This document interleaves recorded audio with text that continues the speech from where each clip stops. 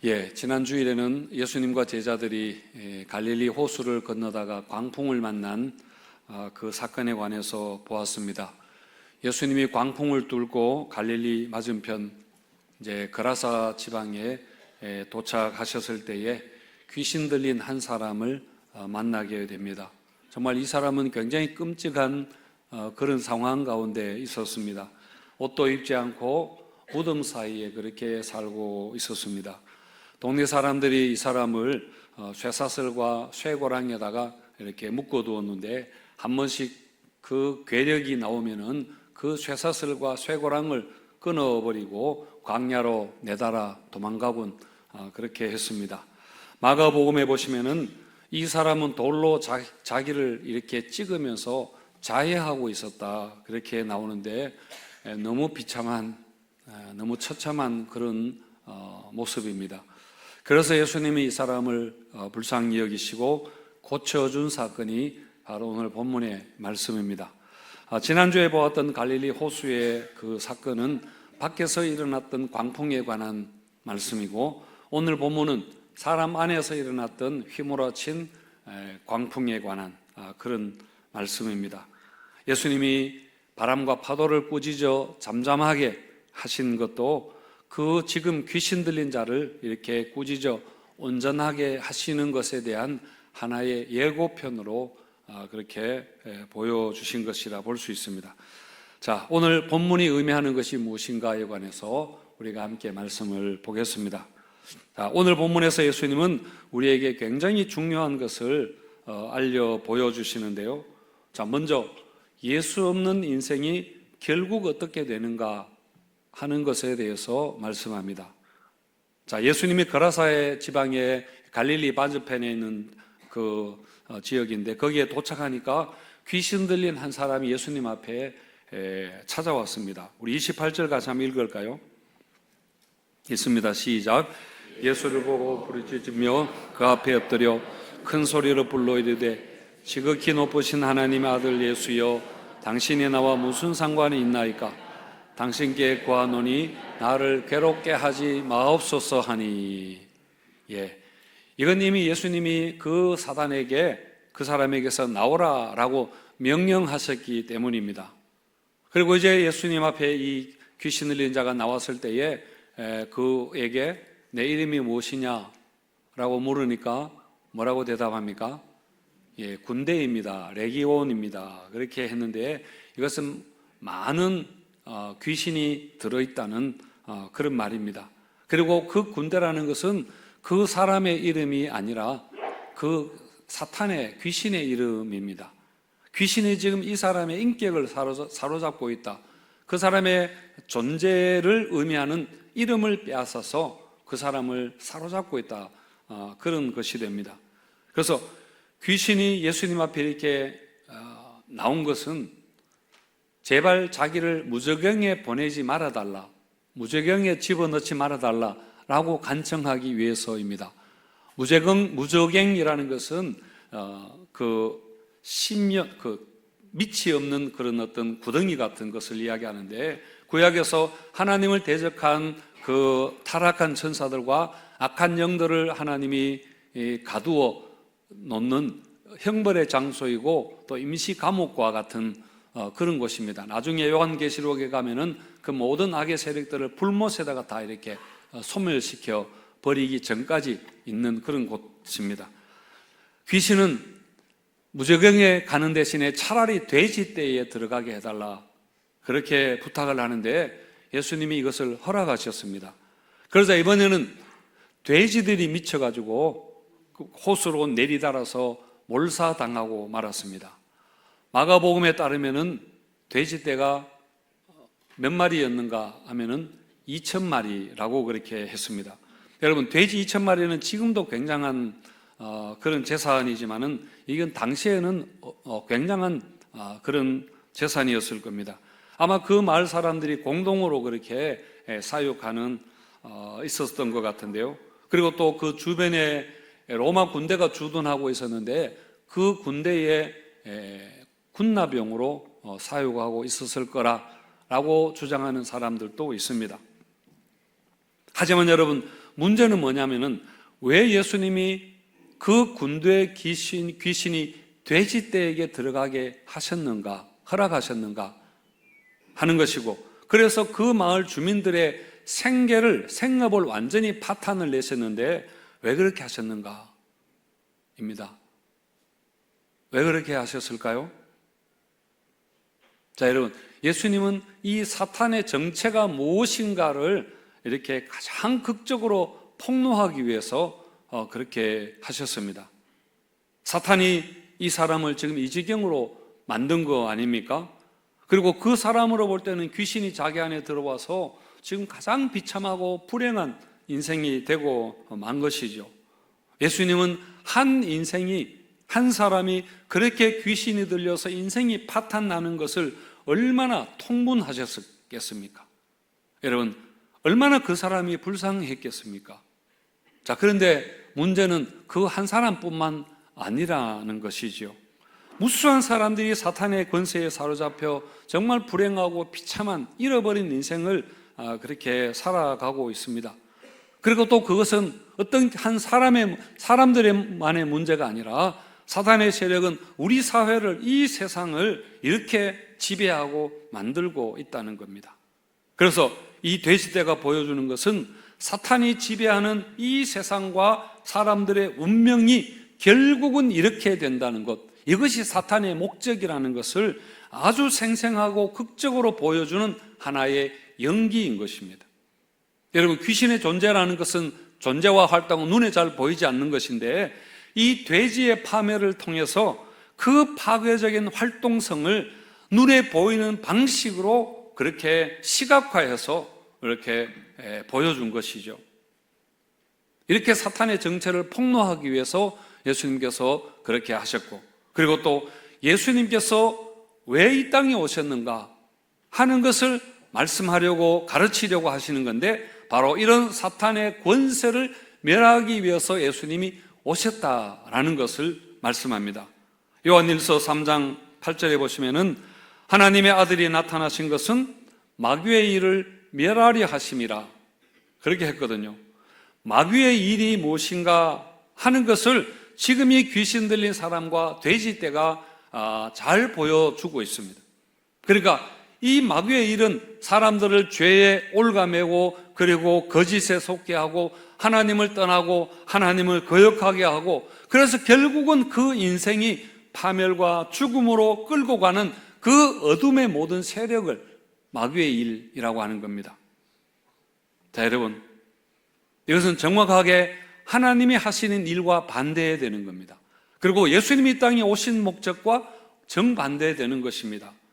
요한복음 10장 10절에 보시면은 예수님이 내가 온 것은 양으로 생명을 얻게 하고 더 풍성히 얻게 하려 하심이라 그렇게 했는데, 그래서 여러분, 예수님이 이 땅에 오신 것은 이런 사단의 지배하는 이 세상에서 사단의 권세를 몰아내고 하나님이 다스리는 하나님의 나라를 선포하기 위해서 이 땅에 오신 것입니다. 이걸 좀 이렇게 예수님 오신 것을 좀 신학적으로 크게 이야기하면은 바로 이것이죠. 그래서 예수님 오셨을 때 예수님이 사역하면서 첫 마디가 무엇이었습니까? 예수님이 공생에 사역하면서 입을 떼시고 첫 마디가 하나님의 나라가 가까이 왔다 라고 했는데, 즉 하나님의 나라가 이제 나로 인하여서 이 땅에 임했다 라고 하신 겁니다. 이렇게 예수님께서 이 땅에 오시면서 이 땅에 하나님의 나라가 임하게 되니까 세상을 지배하던 사탄의 세력들의 저항이 일어나고, 그 사탄들이 예수님의 권세에 쫓겨서 도망가고 그렇게 하는 겁니다. 오늘 가라사 광인의 경우도 마찬가지죠. 예수님이 그 가라사 지방에 도착하자마자 귀신이 당장 예수님 앞에 와서 무릎을 꿇게 되는 겁니다. 사복음서 보시면은 예수님이 귀신 쫓아내는 말씀이 그렇게 많이 나오죠. 그것은 바로 하나님 나라가 임했다라는 것을, 하나님의 나라가 임했다는 것은 이 세상을 지배하던 악의 세력이 패하게 된다라는 것을 말하는 것입니다. 성도 여러분, 오늘 이 말씀은 우리 삶에도 하나님의 나라가 임해야 한다는 것을 절절하게 호소하는 그런 말씀입니다. 여러분, 거라사 광인의 그 상태는 인간 내면에, 우리 내면에 있는 수많은 상처와 여러분 중독의 문제와 분열로 인해서 우리 스스로를 파괴하고 있는 그런 현대인의 여러분 모습입니다. 그리고 그 배후에 무엇이 있는가? 여러분, 바로 영적인 실체가 있다는 겁니다. 사탄의 세력이 있다는 것을 여러분 알게 하고 있습니다. 오늘날 많은 사람들이 이렇게 살아갑니다. 돈을 사랑하고 각종 중독에 빠져 있고, 여러분 음란과 쾌락을 쫓고 분노와 우울과 또 여러 가지 절망과 자기 혐오와 가정을 파괴하고 가족들을 그렇게 무참하게 만들고, 여러분 이렇게 살아가는 그런 현실 아닙니까? 물론 모든 문제를 한 가지로 단순하게 치환해서 그렇게 말할 수는 없는 것이지만은 어쨌든 성경은 그 배후에 하나님을 대적하고 인간을 파괴하게 하려는 영적인 어둠의 실체가 분명히 존재하고 있다, 분명히 역사하고 있다는 것을 여러분 말씀하고 있습니다. 세상 사람들이 이게 당연한 인간의 삶의 모습이라 그렇게 생각하고 이런 것들을 여러 가지 어떤 스트레스라고 그렇게 말하겠지만은 여러분 실상은 영적인 문제인 것입니다. 사람은 스스로 자유롭다고 생각하지만은 우리가 예수 밖에 있을 때에 우리는 보이지 않는 것에 지배당하며 그렇게 살아가게 마련입니다. 여러분, 죄와 두려움과 욕망에 우리가 빠져서 그렇게 살아가게 되는 것이죠. 예수 없는 우리의 삶, 여러분 예수 없는 우리의 가정과 우리 사회가 그 모양은 다르겠지만은 여러분 결코 행복할 수 없는 것입니다. 그 운명은 한 가지입니다. 그 운명은 여러분 바로 오늘 본문이 보여주는 바로 그것입니다. 그리고 여러분 또 이 문제는 결코 다른 무엇으로 이 세상의 문제, 우리 삶의 문제를 해결할 수 없다는 것을 여러분 말씀합니다. 오직 예수님만이 희망이고 소망이라는 것을 이야기합니다. 여러분, 예수님만이 구원이 되시고 진리 되시고 생명이신 것을 여러분 믿으시기 바랍니다. 예수 외에 결코 여러분 구원과 소망에 다른 길이 여러분 없습니다. 성도 여러분, 우리가 예수를 믿는다는 것은 바로 하나님이 내 삶을 다스린다라는 걸 말합니다. 그래서 주님의 그 통치가, 주님의 다스리심이 내 삶 안으로 들어오는 것을 말합니다. 여러분, 더 이상 나를 주장하는 것이 더 이상 돈의 그 어떤 것이나 마음의 상처나 과거의 어떤 그런 것들, 그리고 내 욕망이나 세상적인 평가가 나를 다스리고 움직이지 않아야 됩니다. 여러분, 성령께서 내 감정과 내 의지와 내 생각과 그리고 내 결정과 모든 것을 그렇게 다스리도록 인도하시도록 하는 것이 바로 우리가 예수를 믿는다 하는 그런 말입니다. 그럴 때에 내 힘으로 도저히 끊어낼 수 없는 그런 고질적인 죄의 습관과 여러분 중독과 같은 그런 문제들, 그리고 깨어진 관계가 회복될 수 있는 줄을 여러분 믿으시기를 바랍니다. 자, 그리고 오늘 이 말씀을 통해서 예수님은 우리 한 사람이 얼마나 소중한가, 한 영혼이 얼마나 소중한가 하는 것을 보여주십니다. 예수님이 제자들에게 그 갈릴리 저쪽에서 호수 저편으로 건너가자 그렇게 하셨거든요. 그런데 그리고 바로 이 귀신 들린 자를 그렇게 고치기 위해서 그렇게 하신 겁니다. 그날 밤에 호수 위에서 풍랑을 만나서 죽을 뻔했는데 여러분 오직 이 한 사람을 위해서 그렇게 위험한 모험과 여행을 감행하신 겁니다. 그리고 거라사 지방에 가셔서 이 사람을 고치고 그 다음에 바로 다시 갈릴리로 그렇게 돌아오셨습니다. 오직 이 한 사람을 위해서 예수님이 그렇게 하셨다는 것이죠.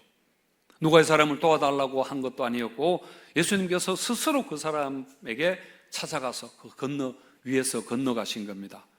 이사야 65장 1절에 보시면은 나는 나를 구하지 아니하던 자에게 물음을 받았으며 나를 찾지 아니하던 자에게 찾아냄이 되었으며 내 이름을 부르지 아니하던 나라에 내가 여기 있노라 내가 여기 있노라 하였노라. 그렇게 했는데 거라사 광인은 예수님을 찾지 않았, 하나님을 찾지 않았습니다. 그리고 치유를 구하지도 않았습니다. 그렇지만은 하나님의 자비와 사랑은 하나님이 자기를 사랑하시는 줄도 모르는 그 사람을 찾아가서 그 사람을 고치고 그 사람을 변화시키신 겁니다. 그야말로 우리가 아직 죄인 되었을 때에, 우리가 하나님과 원수가 되었을 때에, 우리가 하나님을 알지 못할 때에 우리를 위해서 아들을 주신 여러분 그 사랑인 것입니다.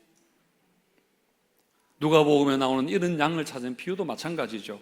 목자가 들에서 양을 치다가 양 한 마리가 잃어버렸습니다. 그러자 목자가 어떻게 합니까? 양 99마리를 들에다가 그대로 내버려두고 지금 이런 양 한 마리를 찾아서 온 산천을 그렇게 헤매고 다니는 겁니다. 우리가 생각하기로 한 마리를 위해서 다른 99마리를 방치한다는 것은 그건 사실은 이해가 잘 안 되는 거죠.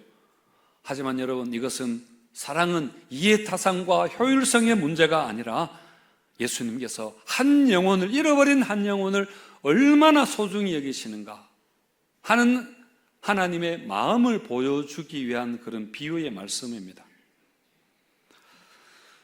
이번에 그 미국과 이란이 전쟁이 일어나서 아직도 끝나지 않았습니다만은 몇 달 전인가요?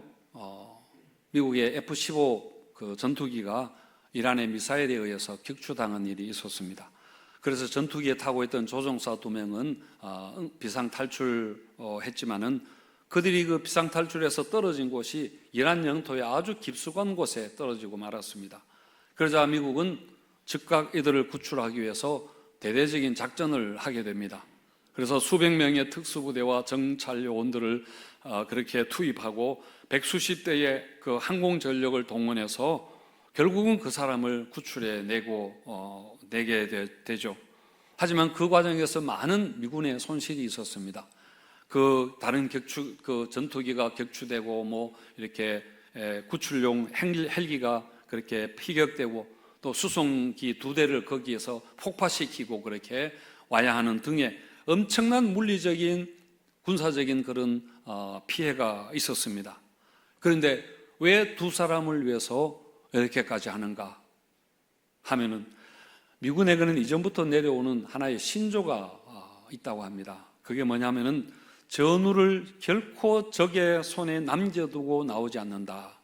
Leave no man behind라는 원칙입니다. 그래서 어떤 손해와 희생을 치르더라도 전 국가가 동원해서 그 한 사람을 찾아오는 원칙을 지키는데, 그것은 바로 군인들에게 어떤 일이 생겨도 나는 버려지지 않는다. 반드시 국가와 전우가 나를 찾으러 올 것이다 라는 그 믿음을 심어줘서 사기를 올리려고 그렇게 한다고 합니다. 자, 여러분, 예수님이 그라사에 귀신 들린 한 사람을 위해서 그 밤에 풍랑이 그 바다를 건너신 것도 마찬가지입니다. 그 한 사람을 위해서입니다. 그 사건 속에서 돼지 떼가 2,000마리가 그렇게 죽는 손실이 있었지만은 예수님은 그보다 한 영혼을 더 소중히 여기신다는 것, 한 영혼을 구원하는 것을 더 중요하게 여기신다는 것을 여러분 보여주는 겁니다. 그것은 한 영혼도 내가 적의 손에 넘겨주지 않는다라고 하는 주님의 마음인 것이죠. 아무도 멸망치 않고 다 구원받기를 원하시는 하나님의 마음입니다. 성도 여러분, 예수님의 십자가가 그것을 가장 분명하게 증명하지 않습니까? 여러분 중에도 혹시 내가 적진 깊숙한 곳에 그렇게 홀로 떨어진 것 같고, 그리고 마치 들판에 홀로 남겨진 것 같은 그런 존재라는, 레프트 비하인드 되었다는 그런 마음이 들 때에 여러분 예수님을 생각하시기 바랍니다. 혹시 우리가 과거 문제 때문에 사로잡혀서 빠져나오지 못하고 있거나 또 여러 가지 죄책감이나 실패감이나 많은 그런 일들이 있지 않습니까? 그래서 나는 안 된다, 나는 왜 이런가, 나는 끝났다라는 그렇게 생각하는 분들이 계시다면 오늘 이 말씀을, 우리에게 주시는 하나님의 말씀을 여러분 붙드시기 바랍니다. 믿음의 주여 또 온전케 하시는 예수를 바라보자 라고 하신 그 말씀처럼 우리가 이런 상황에서 우리를 구원하러 오신 예수님을 바라보고 나를 위해 십자가를 지신 여러분 주님의 그 사랑으로 우리에게 큰 위로와 삶의 용기가 있게 되시기를 바랍니다. 자, 그렇다면 예수님께 고침받은 이 사람이 어떻게 되었을까요? 자, 우리 37절에서 39절까지 한번 읽어보겠습니다. 시작. 가라사의 땅 근방 모든 백성이 크게 두려워하여 예수께 떠나가시기를 구하더라. 귀신 나간 사람이 함께 있기를 구하였으나 예수께서 그를 보내시며 이르시되 집으로 돌아가 하나님이 내게 어떻게 큰 일을 행하셨는지를 말하라 하시니 그가 가서 예수께서 자기에게 어떻게 큰 일을 행하셨는지를 온 성내에 전파하니라. 회복된 사람은 어떻게 하려고 했나요? 고침받은 사람이 예수님 따라가려고 했습니다. 그래서 예수님에게 내 인생을 헌신하겠습니다. 그렇게 했는데, 그런데 예수님이 뭐라고 했습니까? 따라오지 마라. 그렇게 허락하지 않으셨습니다. 여러분, 예수님은 군대 귀신이 돼지떼에게 들어가게 해달라라고 했을 때도 허락하셨습니다. 그리고 그라사 주민들이 이 동네를 떠나라고 할 때도 그것을 받아들이셨는데, 예수님을 따르겠다고 하는 이 사람의 요청만 거절하셨습니다. 여러분, 왜 그랬을까요? 이 사람에게는 예수님을 따라다니는 것보다 더 중요하게 해야 할 일이 있었기 때문입니다. 그것은 바로 집으로 돌아가서, 고향으로 돌아가서 사람들에게 하나님이 어떻게 큰 일을 행하셨는가 하는 것을 전하도록 하기 위해서 사명을 주신 것입니다. 그래서 여러분, 우리가 은혜 많이 받으면 어디로 가야 할까요? 신학교를 갑니까? 아니면 선교지로 가나요? 물론 좋습니다. 하지만 먼저 우리는 삶의 자리로 돌아가야 합니다. 우리는 사명을 가지고 그 은혜를 가지고 여러분 가는 것입니다. 그래서 내가 속한 삶의 자리에서 하나님이 행하신 큰 일을 말하는 사람이 되어야 합니다. 여러분 잘 아실 텐데 존 스토트의 온전한 그리스도인이 되려면이라는 책에 나오는 이야기입니다. 코끼리 인간이라고 하는, 그게 영화로도 이렇게 만들어졌는데 그 실존 인물에 관한 이야기거든요. 존 메릭이라는 그 이름을 가진 21살의 청년이 있었는데, 이 사람은 유전적 기형을 일으키는 희귀 질환을 그렇게 앓게 되면서 몸에 심각한 기형이 그렇게 되었습니다. 너무 괴상하게 생겨가지고 사람들이 코끼리 인간이라 그렇게 불렀고, 그래서 이 사람을 서커스단에서 데리고 가서 사람들의 구경거리로 그렇게 살고 있었습니다. 사람인데 동물 취급당하며 그렇게 살았던 거죠. 그런데 한 외과 의사가 이 사람을 보게 됩니다. 근데 그 의사는 이 사람을 볼 때에, 아니 괴상하게 생겼지만은 이 사람도 하나님의 형상으로 지음받은 한 사람이라는 생각에 너무 마음이 아팠던 겁니다. 그래서 그를 그 서커스단에서 빼내와서 병원에 방 한 칸을 마련하고 거기 살게 해 주었습니다. 이 메릭은 외모는 그렇게 생겼지만은 사실 실제로는 굉장히 지적인 사람이고, 그리고 예리한 감성과 아주 풍부한 상상력을 가진 그런 재능을 가진 사람이었습니다. 하지만 그 모든 것들이 이 괴물이라는 이름 하에 완전히 짓밟히고 있었던 것이죠.